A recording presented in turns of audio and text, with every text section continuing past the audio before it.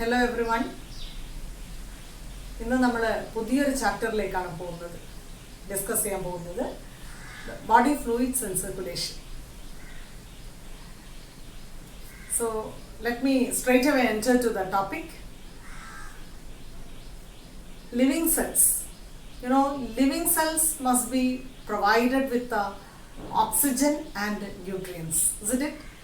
അല്ലേ, നമ്മുടെ ലിവിങ് സെൽസിൽ ഓരോ സെല്ലിനകത്തും ഓക്സിജനും ന്യൂട്രിയൻസും എത്തിയിരിക്കണം.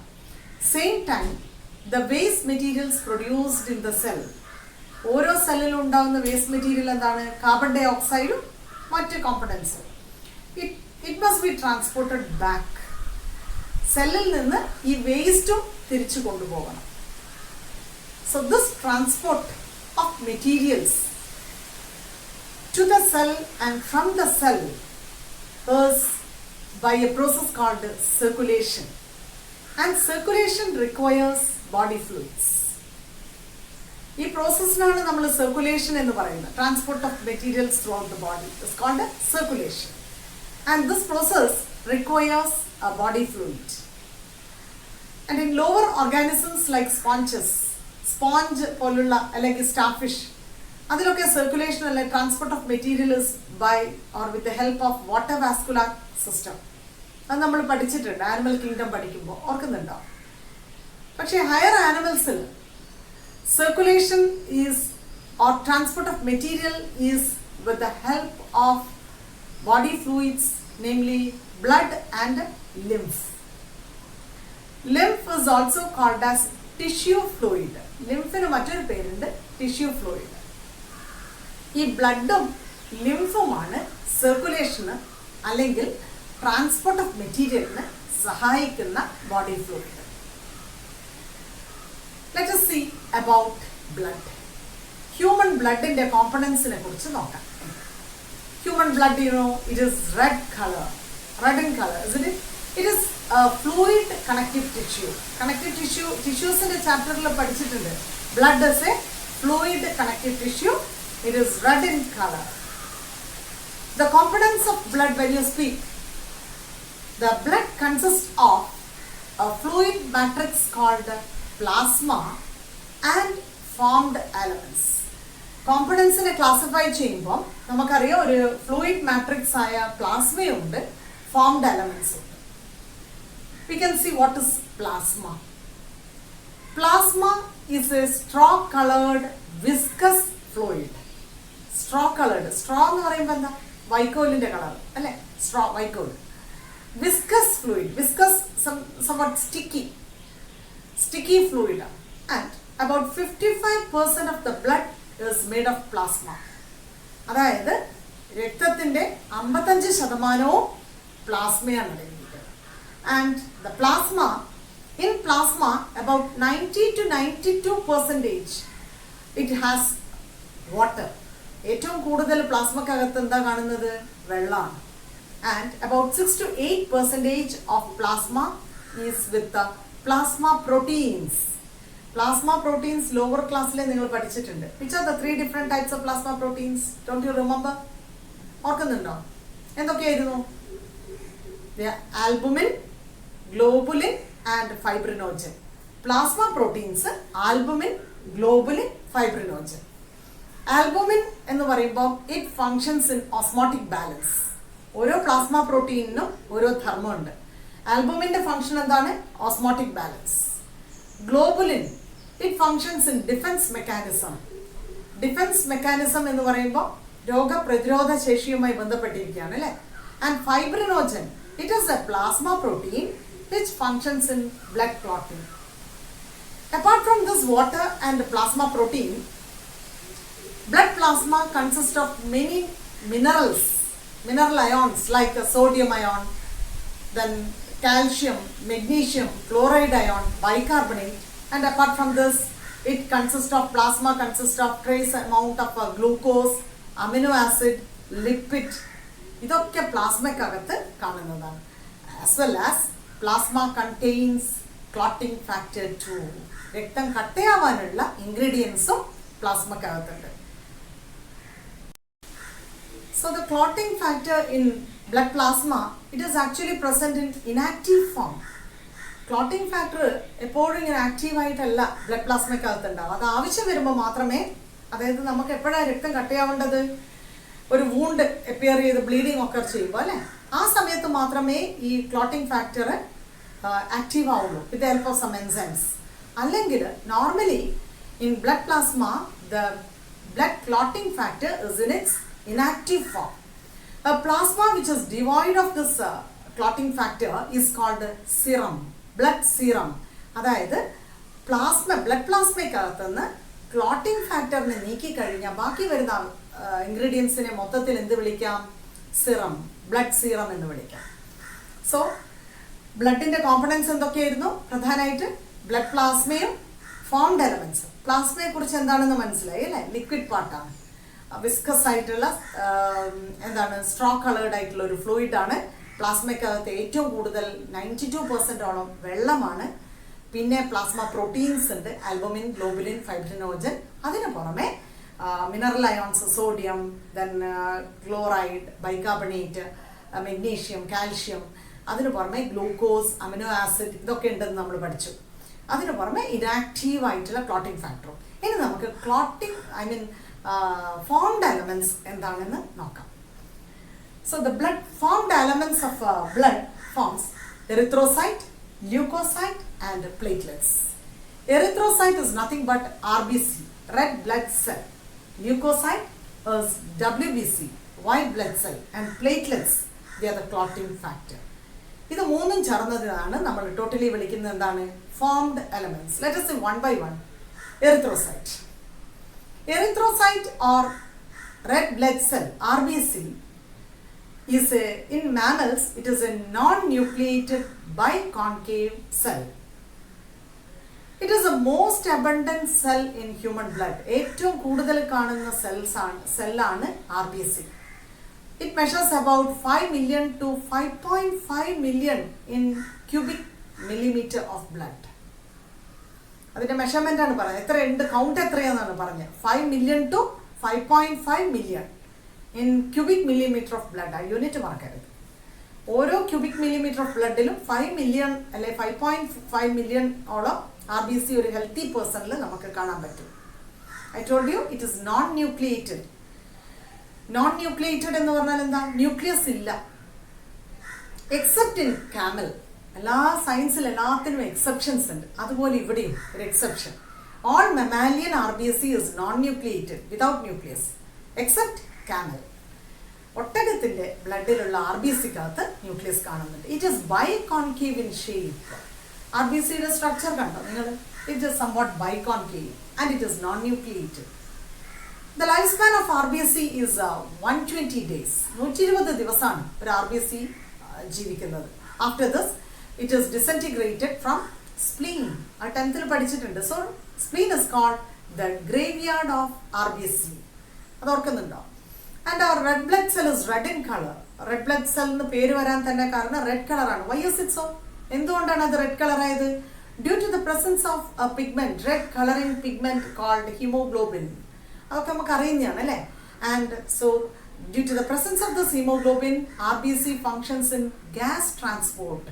RBCയുടെ പ്രധാന ഫങ്ഷൻ എന്താണ്? Gas transport.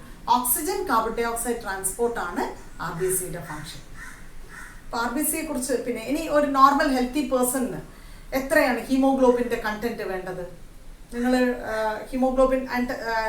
ഹീമോഗ്ലോബിൻ ടെസ്റ്റ് ചെയ്യാൻ പോയിട്ടുണ്ടോ ലാബിലൊക്കെ?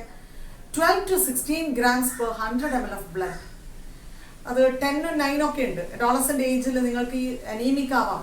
അപ്പം നിങ്ങൾക്ക് ഹീമോഗ്ലോബിൻ കുറവാകും. അപ്പം നമ്മളോട് ചീര കഴിക്കാനും ഈത്തപ്പഴം കഴിക്കാനും അല്ലേ ക്യാരറ്റ് കഴിക്കാനൊക്കെ പറയും നമ്മളോട് നന്നായിട്ട് എൻറിച്ച് ചെയ്യാൻ വേണ്ടി. So your haemoglobin count must be 12 to 16 grams per 100 ml of blood. അല്ലെങ്കിൽ നിങ്ങൾ താഴേക്ക് കുനിഞ്ഞ് നോക്കി തല കുനിച്ച് വെച്ച് എടുക്കുമ്പോഴേക്കും നമുക്ക് തലകറക്കമൊക്കെ ഫീൽ ചെയ്യുന്നുണ്ടാവും. ചിലർ കണ്ണ് ഡോക്ടേഴ്സിൻ്റെ അടുത്ത് പോയി ഇങ്ങനെ നോക്കുന്നുണ്ടോ അനീമിക് ആണോ എന്നാണ് നോക്കുന്നത്. സോ ഈ കൗണ്ട് കുറവാണെങ്കിൽ you will suffer from anaemia. Anaemia ഒഴിവാക്കാൻ നിങ്ങൾ അയൺ റിച്ച് ഫുഡ് കഴിക്കണം. So the next formed element is leucocyte or WBC, white blood cell. WBCs are not white in color, they are colorless. Red blood cell RBC red color ആയിരുന്നു അല്ലേ. ഇവിടെ white blood cell colourless ആണ്, because there is no haemoglobin in it. Haemoglobin എന്ന colouring pigment അതിനകത്തില്ല, അത് colourless ആണ്. And they are nucleated. RBC human ബീയിങ്സിൽ mammalian RBC എന്തായിരുന്നു?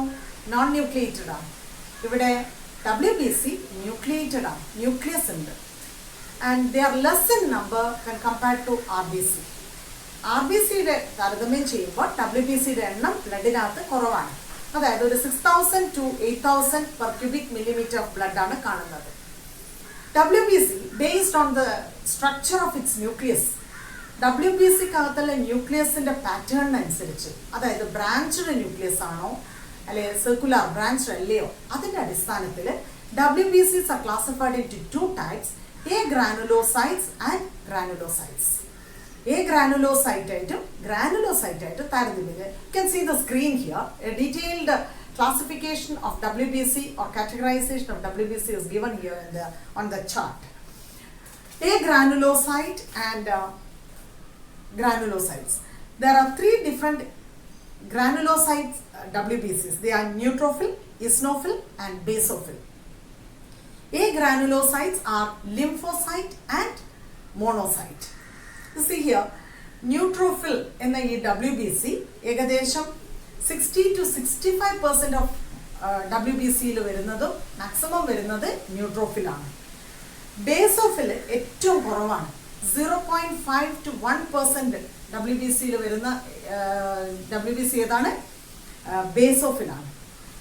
ലിംഫോസൈറ്റ് 20 to 25% ആണ് ലിംഫോസൈറ്റ്. പിന്നെ ഇസ്നോഫിൽ 2 to 3% ആണ് ഇസ്നോഫിൽ.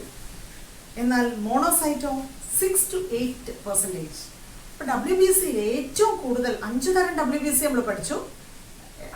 ഇതിൻ്റെ ന്യൂക്ലിയസിന്റെ അടിസ്ഥാനത്തിൽ രണ്ടായി തരം തിരിച്ചിരിക്കുന്നത്. എങ്ങനെയായിരുന്നു? Granulocyte, A granulocyte.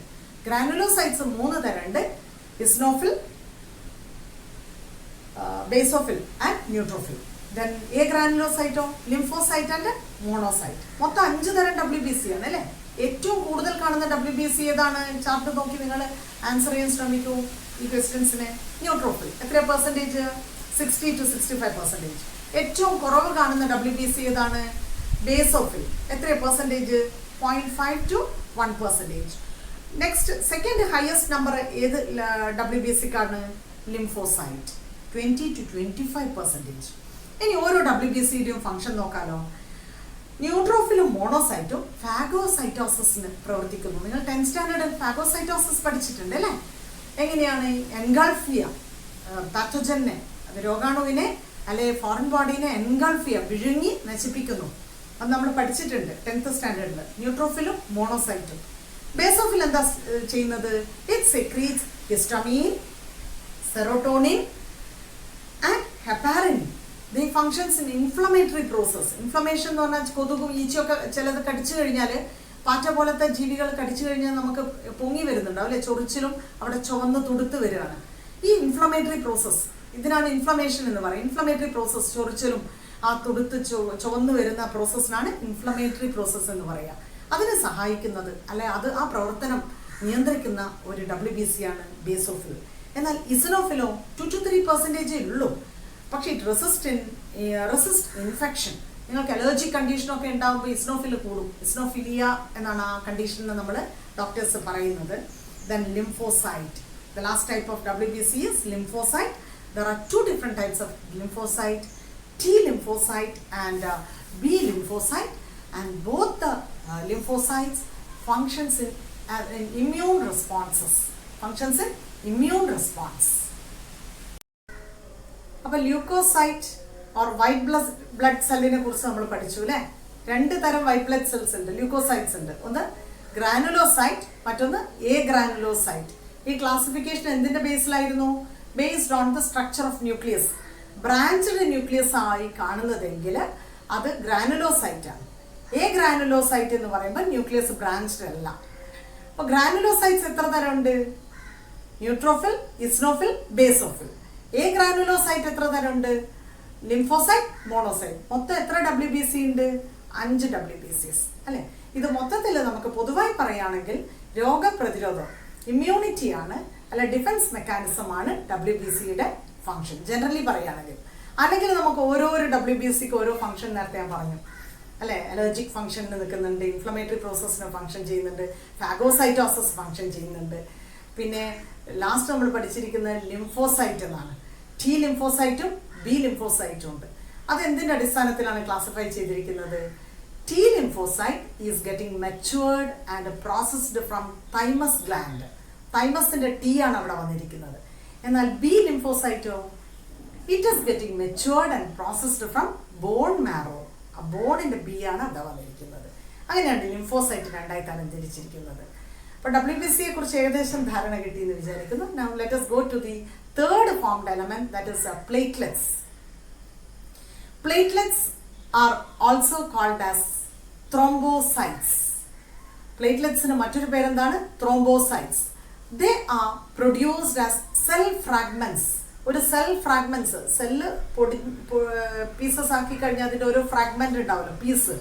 അതുപോലെയാണ് നമുക്ക് ബ്ലഡിനകത്ത് പ്ലേറ്റ്ലെറ്റ്സിനെ കാണാൻ പറ്റുക.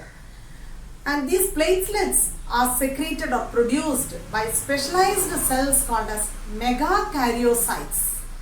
Megakaryocytes and the specialized cells which are present in the bone marrow secretes or produce these platelets.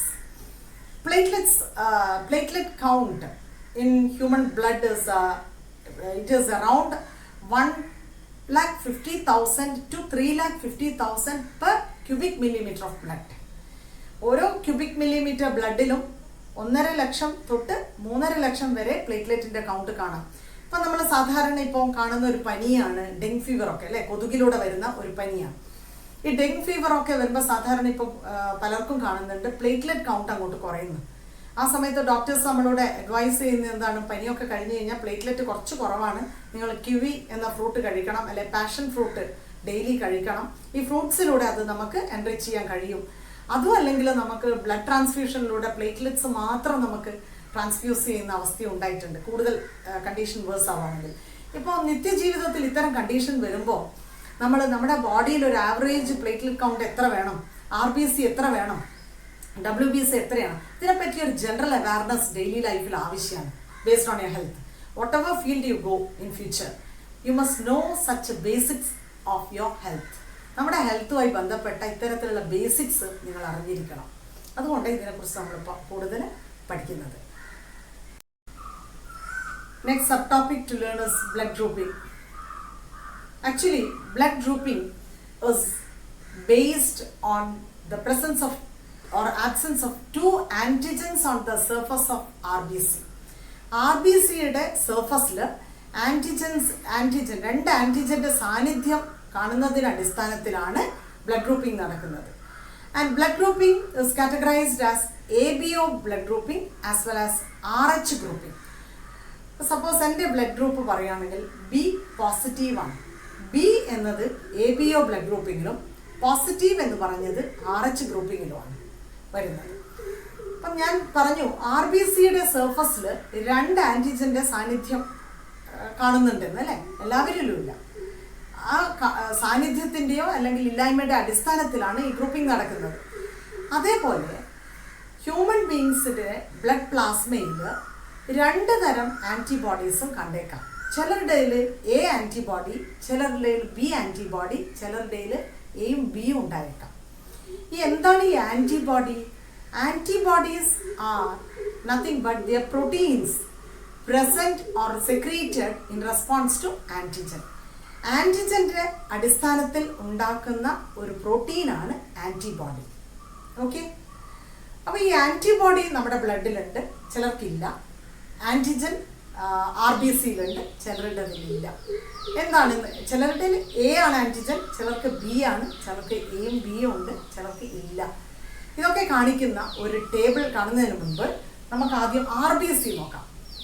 You can see the structure of RBC, 2 antigens on the surface of RBC, no, isn't it? Can you see here? ഇതാണ് ഞാൻ പറഞ്ഞത്. ഈ ആൻറ്റിജൻ്റെ സാന്നിധ്യത്തിൻ്റെ അടിസ്ഥാനത്തിലാണ് blood grouping നടന്നിരിക്കുന്നത്. Now we can go to a table which shows different types of blood groups. ഏതൊക്കെ blood group ഉള്ളത്? A group, B group, A B group, O group. A ഗ്രൂപ്പുകാരന് ആൻറ്റിജൻ എ ആണുള്ളത്. അവരുടെ ബ്ലഡ് പ്ലാസ്മയിൽ antibody B ആണുള്ളത്. B blood ഗ്രൂപ്പുകാരന് antigen B ആണ്, antibody A ആണ്. എ ബി ഗ്രൂപ്പ് ബ്ലഡ് ഉള്ളവർക്കോ ആൻറ്റിജൻ എ ബി ആണ്, ആൻറ്റിബോഡി ഇല്ല.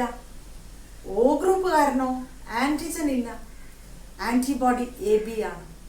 അപ്പോൾ ആരിൽ നിന്നൊക്കെ രക്തം നമുക്ക് സ്വീകരിക്കാൻ പറ്റും എന്നൊക്കെ കാണിക്കുന്ന ഒരു ടേബിളാണ് ഇപ്പം നിങ്ങൾ കാണാൻ. See this table. Can see in the first column different types of blood groups A, B, AB, O. ആദ്യം നമ്മൾ ഓരോരുത്തരും അവരുടെ ഗ്രൂപ്പ് ഏതാണെന്ന് നോക്കാം അല്ലേ. അതിനുശേഷം മറ്റ് ഗ്രൂപ്പുകൾ പരിശോധിക്കുമ്പോൾ ഒന്നുകൂടെ അത് വ്യക്തമാവും. അപ്പം നമ്മുടെ ബ്ലഡ് ഗ്രൂപ്പ് എ ആണെങ്കിൽ antigen on R B C എന്താണ്? നമ്മുടെ ആർ ബി സിയുടെ മേലെ കാണുന്ന സർഫസിൽ കാണുന്ന ആൻറ്റിജൻ എന്താണ്? എ തന്നെയായിരിക്കും. ആൻറ്റിബോഡി എന്താണ്? പ്ലാസ്മയ്ക്കകത്താണ് ആൻറ്റിബോഡി. ആൻറ്റിബോഡി ബി ആണ്. അപ്പോൾ ആർക്കൊക്കെ നമുക്കൊരു അത്യാവശ്യം വരുമ്പോൾ ആർക്കൊക്കെ ഡൊണേറ്റ് ചെയ്യാൻ കഴിയും, നമുക്ക് ബ്ലഡ് തരാൻ പറ്റും, ആരിൽ നിന്നൊക്കെ നമുക്ക് ബ്ലഡ് റിസീവ് ചെയ്യാൻ പറ്റും? എ ഗ്രൂപ്പിൽ നിന്നും വാങ്ങാം, ഒ ഗ്രൂപ്പിൽ നിന്നും. ബി ഗ്രൂപ്പുകാരൻ്റെ അവസ്ഥയോ? ആൻറ്റിജൻ ബി ആണ്, ആൻറ്റിബോഡി എ ആണ്. എന്നാൽ ആരിൽ നിന്നൊക്കെ നമുക്ക് ബ്ലഡ് സ്വീകരിക്കാം? ബി ഗ്രൂപ്പിൽ നിന്നും ഒ ഗ്രൂപ്പിൽ നിന്നും. എ ബി ഗ്രൂപ്പ് ആണെങ്കിലോ ആൻറ്റിജൻ എയും ബിയും ഉണ്ട് ആർ ബി സിക്ക് മേലെ സർഫസിൽ, ആൻറ്റിബോഡി നില്ലാണ്. ആരിൽ നിന്നൊക്കെ നമുക്ക് ബ്ലഡ് സ്വീകരിക്കാം?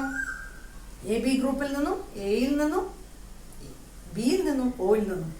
And with regards to O group there is no antigen and antibody both A and B, so he can receive blood only from O group. പക്ഷേ നമ്മൾ ലാസ്റ്റ് കോളം ഒന്ന് പരിശോധിക്കാം. C the last column, donors group എന്ന ആ last column നോക്കൂ. What is the case of A B group? The person with AB group, he can receive blood from all the other groups. അല്ലേ? എല്ലാ ഗ്രൂപ്പിൽ നിന്നും blood receive ചെയ്യാൻ പറ്റുന്നതുകൊണ്ട് ആ ഗ്രൂപ്പിനെ നമുക്ക് യൂണിവേഴ്സൽ റെസിപ്പിയൻറ്റ് എന്ന് വിളിക്കാം. And C the last column, O group. അതിലുള്ള ലാസ്റ്റ് കോളം നോക്കൂ. The O group person can receive blood from only from O group person. O ഗ്രൂപ്പിൽ നിന്ന് മാത്രമേ വാങ്ങാൻ പറ്റൂ. So O group is called universal donor. He can donate blood to all the other groups. No? നോക്കൂ ആ last column. എല്ലാ ഗ്രൂപ്പുകാർക്കും blood donate ചെയ്യാൻ പറ്റുന്ന ഒരു ഗ്രൂപ്പാണ് O. So O group is called universal donor. Next is RH factor. എന്താണ് ഈ RH factor? It is actually an antigen present on the surface of the RBC. RBCയുടെ സർഫസ് കാണുന്ന ആൻറ്റിജനെയാണ് നമ്മൾ RH factor എന്ന് വിളിക്കുന്നത്. എന്തുകൊണ്ട് അതിന് RH factor എന്ന് പേര് കൊടുത്തത്? Because it was first discovered in rhesus monkey. Rhesus കുരങ്ങിലാണ് ആദ്യമായി ഈ RH factor, ഈ ഫാക്ടർ കണ്ടത്, ആൻറ്റിജൻ അതിൻ്റെ RBCയിൽ. അതുകൊണ്ട് റീസസ് എന്ന ആ ഒരു ഇതിൽ നിന്ന് ഫസ്റ്റ് 2 ലെറ്റേഴ്സ് എടുത്താണ് RH factor എന്ന് വന്നിരിക്കുന്നത്. അപ്പോൾ about 80% of human beings possess this antigen. 80% human മനുഷ്യരുടെ RBCയുടെ സർഫസിൽ ഈ ആൻറ്റിജൻ കാണുന്നുണ്ട്. മിച്ചം വരുന്ന അവരിൽ ഈ ആൻറ്റിജൻ കാണുന്നുമില്ല. അപ്പോൾ ഈ ആൻറ്റിജൻ പ്രസന്റ് ആണെങ്കിൽ RH പോസിറ്റീവ് ബ്ലഡ് എന്നും, ഈ ആൻറ്റിജന്റെ സാന്നിധ്യം ഇല്ലെങ്കിൽ RH നെഗറ്റീവ് എന്നും വിളിക്കുന്നു. Suppose a person with RH negative blood ഉള്ള ആള്, he is expose to RH positive blood. ഞാനിപ്പോൾ RH നെഗറ്റീവ് ആണെങ്കിൽ, ബി നെഗറ്റീവ് ആണെന്ന് കരുതൂ, എനിക്കൊരു ബി പോസിറ്റീവ് ഉള്ള ആളുടെ ബ്ലഡ് തന്നു കഴിഞ്ഞാൽ അതിനെതിരെ എൻ്റെ ആൻറ്റിബോഡി പ്രവർത്തിക്കും. നെഗറ്റീവ് ആണെങ്കിൽ ഇവിടെ ആൻറ്റിജൻ ഇല്ലല്ലോ, പക്ഷെ ആൻറ്റിബോഡി ഉണ്ടാവും. അപ്പോൾ ഒരു പോസിറ്റീവ് ആവുമ്പോൾ ഒരു ആൻറ്റിജൻ ഉണ്ട് അല്ലേ? ഈ ആൻറ്റിജൻ എൻ്റെ ശരീരത്തിൽ വന്നാൽ അതിനെതിരെ ആൻറ്റിബോഡി എൻ്റെ ശരീരത്തിൽ നിന്നും പ്രവർത്തിച്ച് കൊയാഗുലേഷൻ സംഭവിച്ചേക്കാം. So while blood transfusion RH factor 2 must be considered. Blood transfuse ചെയ്യുമ്പോൾ, ബ്ലഡ് ഡൊണേറ്റ് ചെയ്യുമ്പോഴൊക്കെ RH factor കൂടി കൺസിഡർ ചെയ്തിട്ട് വേണം നമ്മൾ ബ്ലഡ് ട്രാൻസ്ഫ്യൂഷൻ നടത്താൻ. മറ്റൊരു മിസ്മാച്ചിങ് ആയിട്ടുള്ള ഒരു അവസ്ഥയാണ് പ്രഗ്നൻസിയിൽ കാണുന്നത്. Suppose if the pregnant mother is RH negative, പ്രഗ്നൻസിയിൽ ഈ RH factor കൊണ്ട് ഉണ്ടാകുന്ന ഒരു അവസ്ഥ, ബ്ലഡ് ഗ്രൂപ്പിങ്ങിൽ ഉണ്ടാകുന്ന ഒരു RH factorൽ ഉണ്ടാകുന്ന ഒരു വ്യത്യാസം കൊണ്ട് നമുക്ക് കോംപ്ലിക്കേഷൻസ് വരാറുണ്ട്. ആ അവസ്ഥയെക്കുറിച്ചാണ് ഞാൻ ഈ പറയാൻ പോകുന്നത്. Suppose the pregnant mother is RH negative. RH negative ആണെന്ന് കരുതൂ. ഈ അമ്മ പ്രഗ്നന്റ് ലേഡി ഇവരുടെ RBCക്കകത്ത് സർഫസിൽ ആൻറ്റിജൻ ഇല്ലല്ലോ, അതുകൊണ്ടാണ് RH നെഗറ്റീവ് അല്ലേ. Suppose the growing embryo or the foetus is RH positive. അച്ഛൻ്റെ RH പോസിറ്റീവ് ബ്ലഡ് ആണ്, കുഞ്ഞും വളരുന്ന കുഞ്ഞും RH പോസിറ്റീവ് ആണെന്ന് കരുതൂ. അപ്പോൾ in first delivery or first pregnancy there may not be any complications. 80% chance 90% complications വരാറില്ല. പക്ഷെ during delivery or during the process of maturation little amount of blood or blood stain or blood cells of the fetus may enter the mother's body. ഫീറ്റസിൻ്റെ blood എന്താണ്? RH positive ആണ്. ഈ ബ്ലഡിൻ്റെ blood cells അമ്മയുടെ ശരീരത്തിൽ എത്തിക്കഴിഞ്ഞാൽ അപ്പോൾ positive ആവുമ്പോൾ അതിനെതിരെ ആൻറ്റിബോഡി ക്രിയേറ്റ് ചെയ്യല്ലോ. സെക്കൻഡ് പ്രഗ്നൻസിയിൽ ഇതേ പോസിറ്റീവ് ബേബി വളരുകയാണെങ്കിലോ ഈ ആൻറ്റിബോഡി കുഞ്ഞിൻ്റെ ബ്ലഡ് സ്ട്രീമിലെത്തി ബോഡിയിലെത്തി സെൽസിനെയെല്ലാം ഡിസ്ട്രാക്ട് ചെയ്യും. അപ്പോൾ ഈ ഫീറ്റസ് എന്താ, ഗ്രോയിങ് ഫീറ്റസ് ഒന്നുകിൽ ആ ഇനീഷ്യൽ സ്റ്റേജിൽ തന്നെ ഡെഡ് ആവും ഓർ ഡ്യൂറിങ് ഡെലിവറി ടൈം അമ്മയും കുഞ്ഞും മരിച്ചേക്കാം. This may cause damage to both mother as well as to the foetus. Foetus എന്തായാലും മരിക്കും. And this condition is known as erythroblastosis fetalis. This condition is known as erythroblastosis fetalis. ഒരിക്കലൂടെ ഇത് ഓർമ്മിക്കാൻ വേണ്ടി 2-3 questions ചോദിക്കാം. എറിത്രോബ്ലാസ്റ്റോസിസ് ഫീറ്റാലിസിൽ ഏത് അമ്മയിലാണ്? RH പോസിറ്റീവ് മദറിലാണോ RH നെഗറ്റീവ് മദറിലാണോ? കാരണം ഇത് അവസ്ഥ RH നെഗറ്റീവ് മദർ. അപ്പോൾ ബേബി എന്തായിരിക്കും? ഫീറ്റസ് എന്തായിരിക്കും? RH positive. RH positive foetus എന്ന് പറയുമ്പോൾ ഇതിനകത്ത് ആൻറ്റിജൻ ഉണ്ട് RBCയിൽ. ആൻറ്റിജൻ എന്ന് പറയുന്നത് ഒരു ഫോറിൻ ബോഡിയാണ് അമ്മയുടെ ഉള്ളിലെത്തുന്നത് അല്ലേ. ഈ ഫോറിൻ ബോഡിയായ ആൻറ്റിജനെതിരെ അമ്മയുടെ ശരീരം എന്താ ക്രിയേറ്റ് ചെയ്യുക? ആൻറ്റിബോഡി. അപ്പോൾ ഫസ്റ്റ് പ്രഗ്നൻസിയിൽ ആൻറ്റിബോഡി ഇങ്ങനെ റെഡിയായി നിൽക്കുകയുള്ളൂ. കാരണം എന്താ, ഡെലിവറി ടൈമിലാണ് കുഞ്ഞിൻ്റെ ബ്ലഡ് അമ്മയുടെ ബ്ലഡിലേക്ക് വരുന്നത്. ഡെലിവറി ടൈമിൽ ആ പ്രോസസ്സിൽ എങ്ങനെയും വന്നേക്കാം. സെക്കൻഡ് ഡെലിവറിയിലോ സെക്കൻഡ് പ്രഗ്നൻസിയിലാണ് കുഞ്ഞിന് ഡിസ്ട്രക്ഷൻ ഉണ്ടാവുന്നത്, ഡെത്ത് വരുന്നത്. That condition is known as erythroblastosis fetalis. Erythroblastosis fetalis. അപ്പോൾ ബ്ലഡ് ട്രാൻസ്ഫ്യൂഷൻ്റെ കേസിൽ ഒരു ആക്സിഡൻറ്റ് വന്നു കഴിഞ്ഞാൽ ബ്ലഡ് ട്രാൻസ്ഫ്യൂഷൻ വരാം. ഡിസീസ്ഡ് കണ്ടീഷനിൽ നമുക്ക് ബ്ലഡ് ട്രാൻസ്ഫ്യൂഷൻ ഉണ്ടാവും. എന്തിനു വേണം? അനീമിക് ആയിട്ട് വരിക. ഹിമോഗ്ലോബിൻ നേരത്തെ നമ്മൾ പറഞ്ഞു 12 to 14 ആണ് അല്ലേ. അപ്പോൾ അതിലും കുറഞ്ഞ ഒരു 8, 7, 6 ഒക്കെ ആയി പോകുന്ന കണ്ടീഷൻ ഉണ്ട്. ഈ അഡോളസെൻ്റ് ഏജിലും പ്രഗ്നൻസിയിലും അങ്ങനെയാവാം. പ്യൂബർട്ടിയിൽ അഡോളസെൻ്റ് സ്റ്റേജാണ് പ്യൂബർട്ടി. ഈ സമയത്തൊക്കെ എസ്പെഷ്യലി ലേഡീസിന് നമുക്ക് അനീമിക് ആവുന്ന കണ്ടീഷൻ വരാറുണ്ട്. ഈ സമയത്തൊക്കെ ചിലർക്ക് ബ്ലഡ് ട്രാൻസ്ഫ്യൂഷൻ ചെയ്യാറുണ്ട്. ആക്സിഡൻ്റ് ആകുമ്പോൾ ബ്ലീഡിങ് ഉണ്ടാവും, ആ സമയത്ത് ബ്ലഡ് ട്രാൻസ്ഫ്യൂഷൻ വേണം. ഡെലിവറി ടൈമിൽ ബ്ലീഡിങ് ഉണ്ടെങ്കിൽ നമുക്ക് ആ സമയത്ത് ബ്ലഡ് ട്രാൻസ്ഫ്യൂഷൻ. ഇപ്പോൾ ബ്ലഡ് ട്രാൻസ്ഫ്യൂഷൻ നടക്കുകയാണെങ്കിൽ നമുക്ക് ബ്ലഡ് ഗ്രൂപ്പിംഗ് അറിഞ്ഞിരിക്കണം. സോ ബ്ലഡ് ഗ്രൂപ്പിങ്ങിൻ്റെ പ്രാധാന്യം എന്താണെന്ന് മനസ്സിലായല്ലോ. ABO ഗ്രൂപ്പ് മാത്രം അറിഞ്ഞാൽ പോരാ, RH ഗ്രൂപ്പ് കൂടെ നിങ്ങൾ അറിഞ്ഞിരിക്കണം. അപ്പോൾ ഈ എറിത്രോബ്ലാസ്റ്റോസിസ് ഫീറ്റാലിസിനെ കുറിച്ച് ഞാൻ നേരത്തെ പറഞ്ഞു. അപ്പോൾ ഈ എറിത്രോബ്ലാസ്റ്റോസിസ് ഫീറ്റാലിസ് ഏതും അമ്മയിലാണ് കൂടുതലും ഉണ്ടാകുന്നത്? RH നെഗറ്റീവ് മദറും RH പോസിറ്റീവ് ബേബിയാണെങ്കിൽ വരുന്നത് അല്ലേ. അപ്പോൾ RH ആൻറ്റിബോഡി അഡ്മിനിസ്റ്റർ ചെയ്യുക ബോഡിയിൽ. പ്രഗ്നൻസിൻ്റെ ഇനീഷ്യൽ സ്റ്റേജിൽ തന്നെ നമ്മുടെ ബ്ലഡ് ഗ്രൂപ്പിനെ കുറിച്ച് ഡോക്ടേഴ്സിന് ധാരണ കൊടുക്കുക. ആ സമയത്ത് തന്നെ ഇനീഷ്യൽ സ്റ്റേജ് തൊട്ട് നമുക്ക് RH antibodies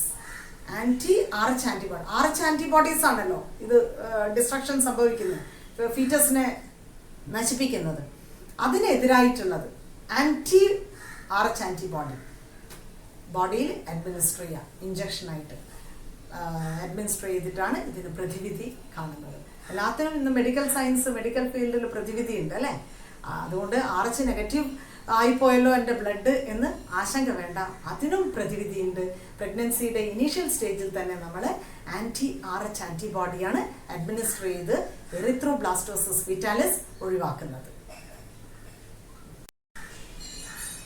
next sub topic blood clotting or blood coagulation.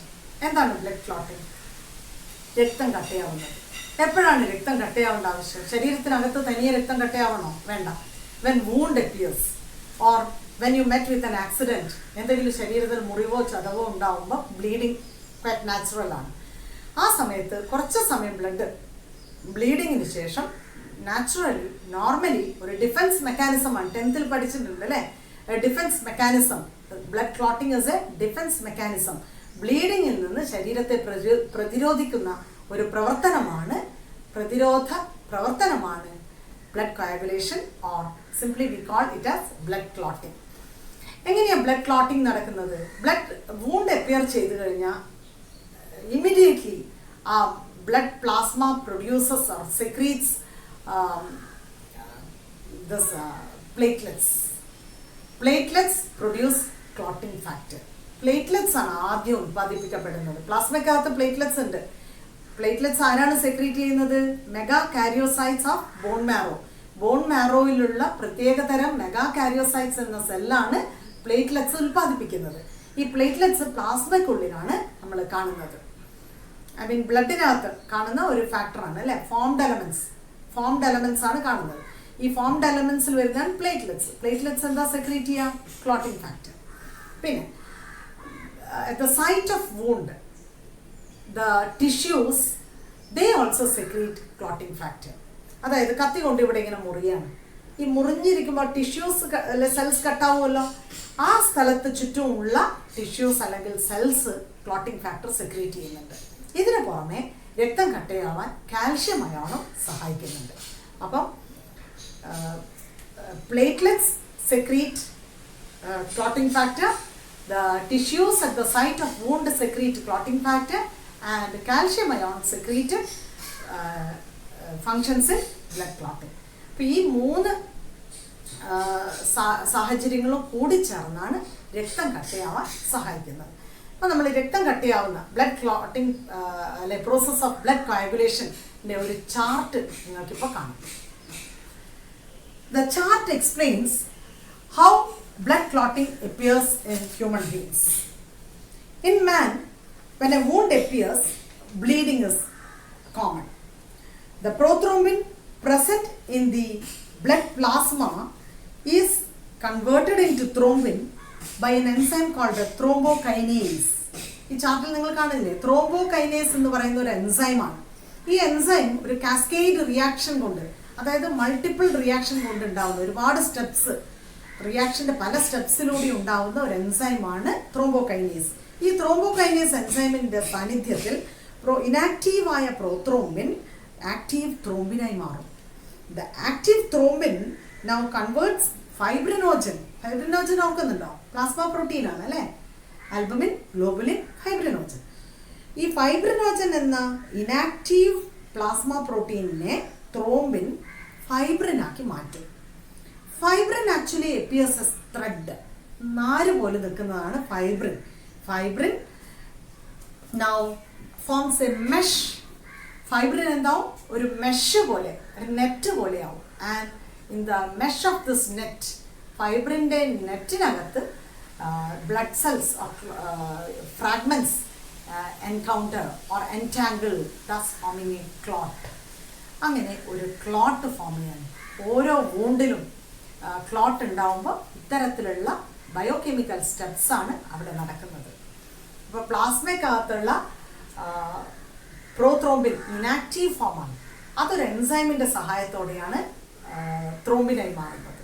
Thrombokinase എന്ന എൻസൈമിൻ്റെ സഹായത്തോടെ ത്രോംബിനായി. ഈ ത്രോംബിൻ എന്താ ചെയ്യുന്നത്? പ്ലാസ്മ പ്രോട്ടീനായ ഫൈബ്രിനോജനെ ഫൈബ്രിനാക്കി മാറ്റുന്നു. ഈ ഫൈബ്രിൻ എന്ന് പറയുന്ന നാര് പോലത്തതാണ്.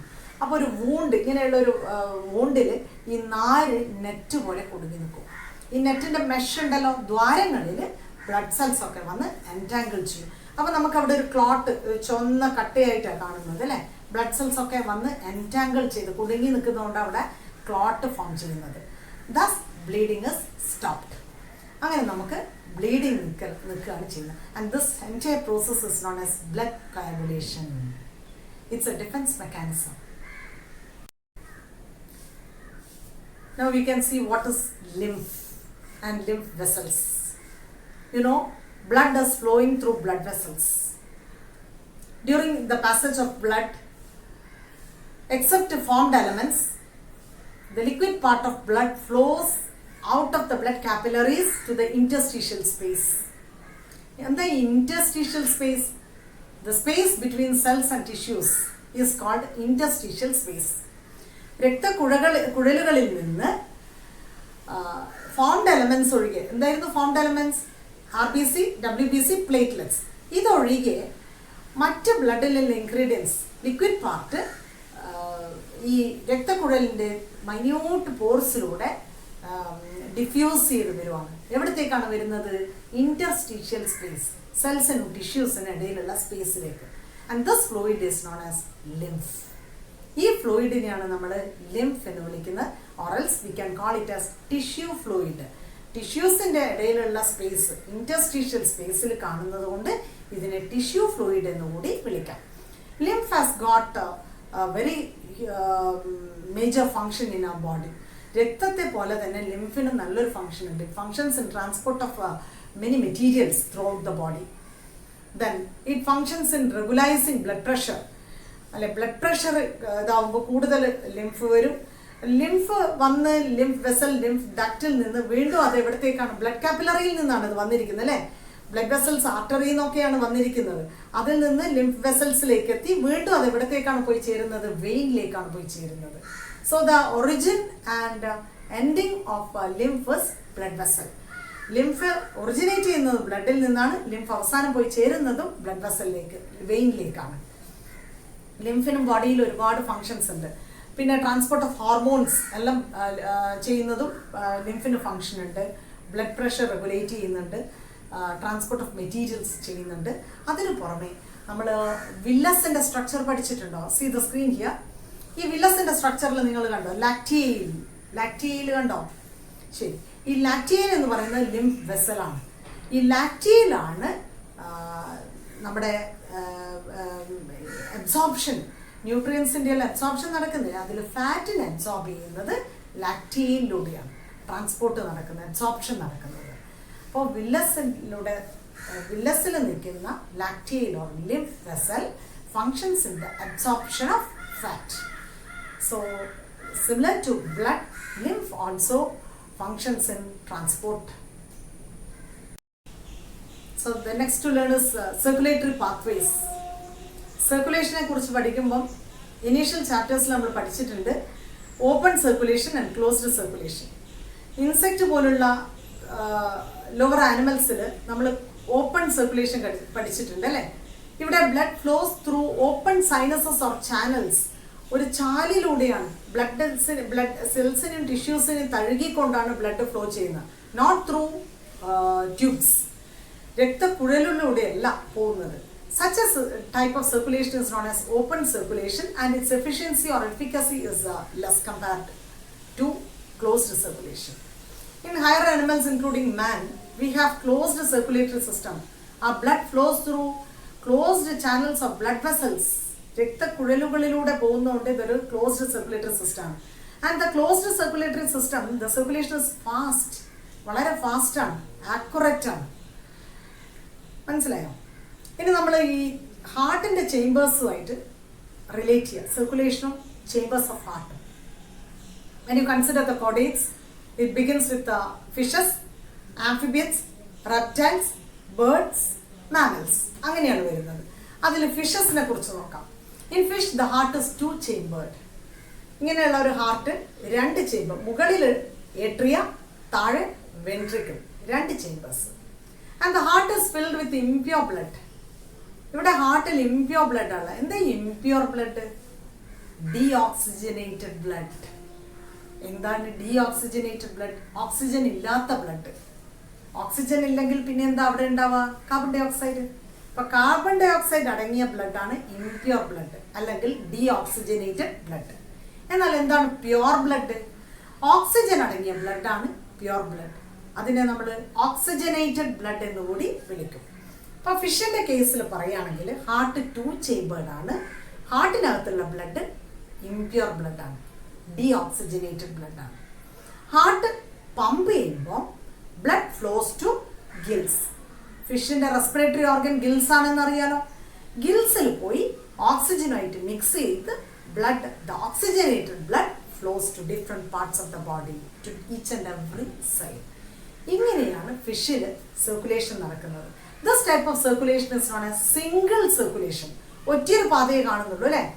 ഹാർട്ടിൽ നിന്ന് വന്ന് ഇവിടെ പോയി മീൻസ് ഗിൽസിൽ പോയി, ഗിൽസിൽ നിന്ന് അത് ഓക്സിജനേറ്റ് ചെയ്ത് ഫ്രഷ് എയർ പ്യുവർ ബ്ലഡ്, ഓക്സിജനും കൂടി കലർന്ന പ്യുവർ ബ്ലഡ് ശരീരത്തിൽ എല്ലാ സെൽസിലും എത്തും.